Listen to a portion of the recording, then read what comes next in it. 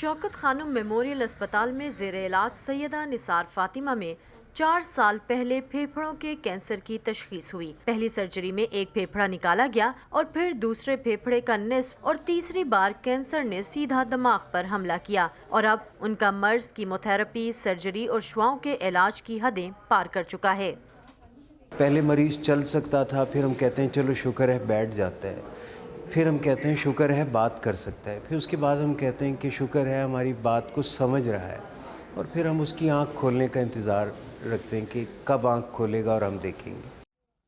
سیدہ نثار فاطمہ کی اسی تکلیف کو قابو کرنے کے لیے انہیں پیلیٹیو کیئر پر رکھا جا رہا ہے، یعنی ایک ایسا علاج جو کینسر جیسے موذی مرض میں شروع سے لے کر آخری سٹیج تک علامات اور تکلیف کے مطابق مریض کی تکلیف کو کم کرتا ہے۔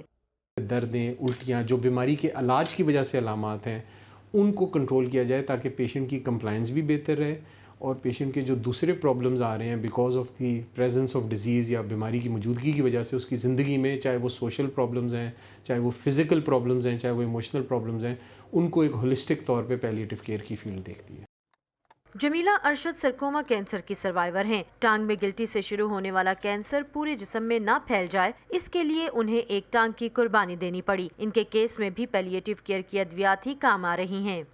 جب میں ڈپریشن میں جاتی ہوں تو میری ٹانگ میں تکلیف شروع ہو جاتی ہے، اس میں وائبریٹ ہونا شروع ہو جاتا ہے، ٹھیسیں اٹھتی ہیں، اس کے لیے مجھے میڈیسن لینی ہوتی ہے اور میڈیسن میری چل رہی ہیں، وہ کہہ رہے ہیں کہ یہ چلتی ہی رہیں گی میڈیسن۔ برطانیہ میں 1970 اور امریکہ میں 1980 کی دہائی میں پیلیٹیو کیئر یا درد کو قابو یا کم کرنے کا کام شروع ہو گیا تھا، جبکہ پاکستان میں 2 سال پہلے ہی پیلیٹیو کیئر فزیشین کو بطور اسپیشلسٹ رجسٹر کیا جانے لگا ہے۔ یہی وجہ ہے کہ پاکستان میں 22 کروڑ کی آبادی کے لیے پیلیٹیو کیئر پریکٹسنگ فزیشینز کی تعداد 10 سے بھی کم ہے۔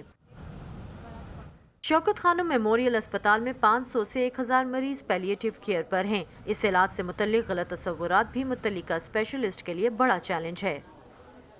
نیو یارک میں ہیومن رائٹس والوں نے یہ ریزولوشن پاس کی تھی کہ پین مینجمنٹ یعنی درد کا کنٹرول انسان کا ہیومن رائٹ ہے۔ پاکستان بدقسمتی سے ان ملکوں میں شامل ہوتا ہے جہاں ان پیلیٹیو کیئر کی اسینشیل دوائیاں بھی پوری طرح سے موجود نہیں ہیں۔ ان میں سب سے امپورٹنٹ دوائی مورفین یا مورفین جیسی دوائیاں جیسے آکسیکوڈون، ہائیڈرومورفون۔ ہمارے ملک میں مورفین کی بھی صرف ایک ہی قسم کی پریپریشن آتی ہے۔ مریم سلیمان کے والد زاہد علی ملک حال ہی میں کینسر سے لڑتے لڑتے دنیا سے رخصت ہوئے ہیں۔ ان کے والد کو کیموتھراپی کے 11 مرحلے مکمل ہونے کے بعد پیلیٹیو کیئر پر منتقل کیا گیا تھا، اور مریم مطمئن ہیں کہ پیلیٹیو علاج کے بروقت فیصلے نے ان کے والد کے آخری لمحات کو ان کے لیے آسان بنا دیا تھا۔ جیسے ہمیں لگ رہا تھا ابھی مورفین پمپ نہ لگائیں، لیکن جیسے ڈاکٹر رضا نے ہمیں ایکسپلین کیا کہ آپ اس وقت صرف ابھی آپ پیشنٹ کو پین میں دیکھ رہے ہو اور خود بھی اذیت میں ہو، پھر ایٹ لیسٹ آپ پیشنٹ کو پین سے نکال دو گے۔ جا تو وہ رہے ہیں لیکن تھوڑا سکون میں چلے جائیں اور اس دنیا کی تکلیفوں کو تھوڑا سا کم کر دیں۔ کینسر کے 70% مریضوں کو دوران علاج پیلیٹیو کیئر کی ضرورت رہتی ہے، جو کاؤنسلنگ اور سانس لینے کی ترغیب سے لے کر جسمانی مشق اور فزیو تھراپی ہو سکتی ہے، جبکہ اس علاج میں 70% کردار ادویات کا ہے۔